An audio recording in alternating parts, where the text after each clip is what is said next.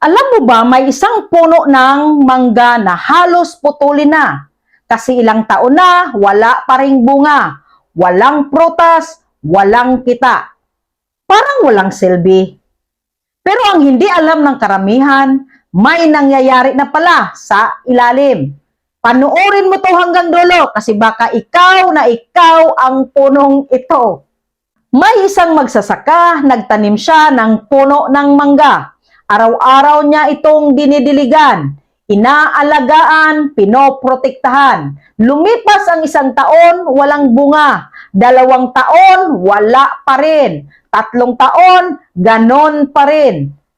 Nagsimula na siyang magduda. May mangyayari pa ba dito? At ganito rin ang maraming content creator. Nagpo-post ka araw-araw, nag-i-edit ka, nag-iisip ka ng content, pero konti lang ang views, walang engagement, parang walang nangyayari. At minsan, naisip mo na rin, worth it pa ba ito? Pero ito ang hindi mo nakikita. Habang wala pang bunga ang puno, lumalalim naman ang ugat nito. Sa ilalim ng lupa, nagpapalakas siya, nagpapalawak, naghahanda. Kasi kapag dumating ang tamang panahon, hindi lang siya basta mamumunga, magiging matibay siya. At ganun din sa journey mo bilang content creator. Yung mga araw na walang views, doon ka gumagaling. Yung mga content na walang likes, doon ka natututo. Yung mga panahong gusto mo nang sumuko, doon ka pinapatatag. Hindi mo man nakikita, pero may nangyayari. Ang problema sa karamihan, gusto agad ng bunga, gusto agad ng viral, gusto agad ng resulta. Pero ayaw pagdaanan ang proseso ng pagtubo. Ayaw maging walang bunga muna. So this is the turning point. Isang araw, biglang namunga ang puno ng mangga. Hindi lang isa, hindi lang 2, kundi sobrang dami. At yung mga taong nagsasabing walang silbi yan, sila rin ang unang pumitas.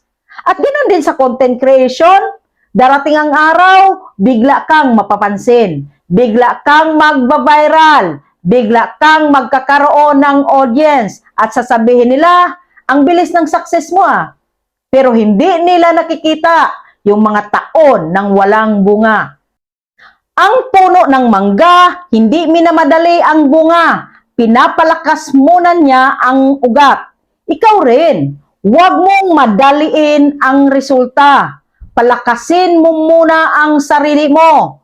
Paramihin mo yung skills mo, pagalingin mo yung mindset at consistency. Kung pakiramdam mo walang nangyayari, hindi ibig sabihin nun wala kang growth.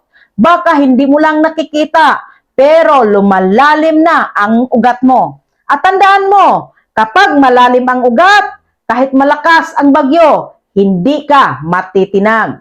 Kaya kung ikaw ay napapagod na, gusto nang sumuko, alalahanin mo ang puno ng mangga. Hindi siya sumuko kahit matagal, walang bunga. At dahil doon, dumating ang panahon niya.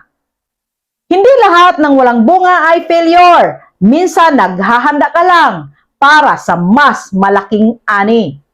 Anong masasabi mo dito? See you in the comment section, Kamagnet.